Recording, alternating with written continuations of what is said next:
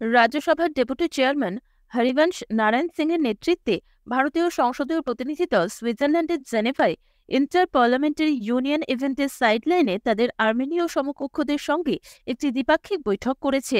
আর্মেনীয় প্রতিনিধি দলের প্রতিনিধিত্ব করেন জাতীয় পরিষদের ভাইস প্রেসিডেন্ট হাকুব আরাশাকিয়ান। হরিবংশ বহুপাক্ষিক উদ্যোগে ভারতের প্রতি আর্মেনীয় সমর্থনের প্রশংসা করেন এবং দুই দেশের মধ্যে ক্রমবর্ধমান অংশীদারিত্বের ওপর জোর দেন।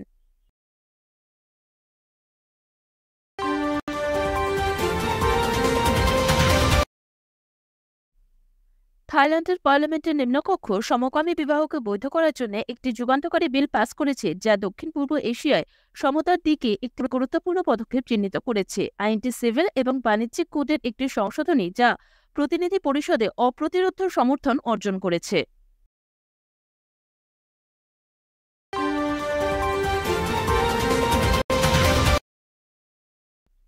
বিচারপতি ঋতুরাজ অবস্থি ২৭শে মার্চ ২০২৪-এ লোকপালের নতুন বিচার বিভাগীয় সদস্য হিসেবে শপথ গ্রহণ করেছেন। The chairman of the Lokpal of India M খানভিলকারের নেতৃত্বে এই শপথটি অ্যাডমিনিস্ট্রেটেড হয়েছে।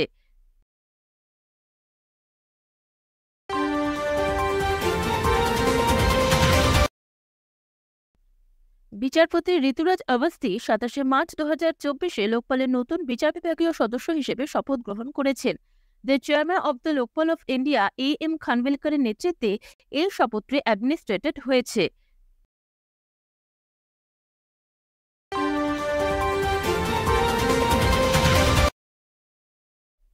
The Indian Space Research Organization ISRO Space Science and Technology Awareness Training Start 2024 programme conduct করবে এপ্রিল এবং মে মাসে, এবং সেই কারণে ইসরো সমস্ত এডুকেশনাল ইনস্টিটিউটগুলো থেকে এক্সপ্রেশন অফ ইন্টারেস্ট বা ইওআই ইনভাইট করেছে। সমস্ত ইউনিভার্সিটি, কলেজ, ইউজি এবং পিজি কোর্সেসে ফিজিক্যাল সায়েন্স এবং টেকনোলজিকে অন্তর্ভুক্ত করেছে স্টার্ট 2024 হোস্ট করার জন্য।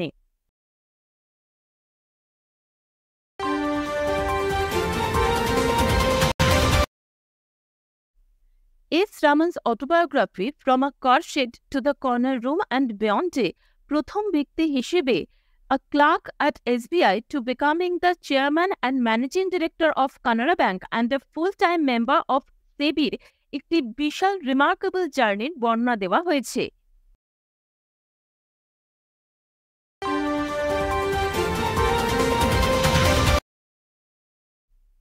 Insurance regulatory and development authority of India IRDAI ২০২৩-২৪ সালের জন্য ৩ জন বীমাকারীকে ডোমেস্টিক সিস্টেমেটিক্যালি ইম্পর্টেন্ট ইন্স্যুরার বা DSIIs হিসেবে মনোনীত করেছে। এই বীমাকারীরা হলেন life insurance corporation of India LIC, general insurance corporation of India GIC এবং new India assurance company limited. আগের বছর থেকে এরা DSII স্থিতি বজায় রেখেছে।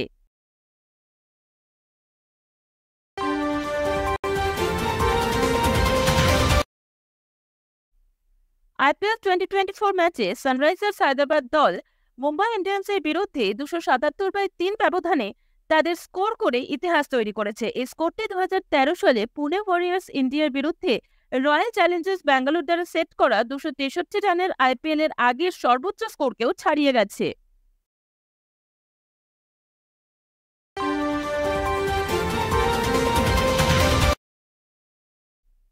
ভারতীয় প্যাডলার সৃজা কুলা লেবাননের বৈরুতে WTT ফিডার বৈরুত 2024-এ ওমেন সিঙ্গলসের শিরোপা জিতেছেন।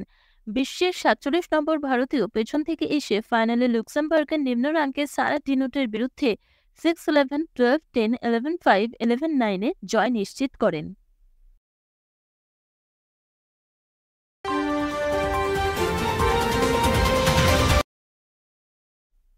রুমি আল-কাতাহানি সৌদি আরবের একজন ২৭ বছর বয়সী মডেল এবং ইনফ্লুয়েন্সার ইনস্টাগ্রামে ঘোষণা করেছেন যে তিনি মিস ইউনিভার্স প্রতিযোগিতায় দেশের প্রথম অংশগ্রহণকারী হবেন।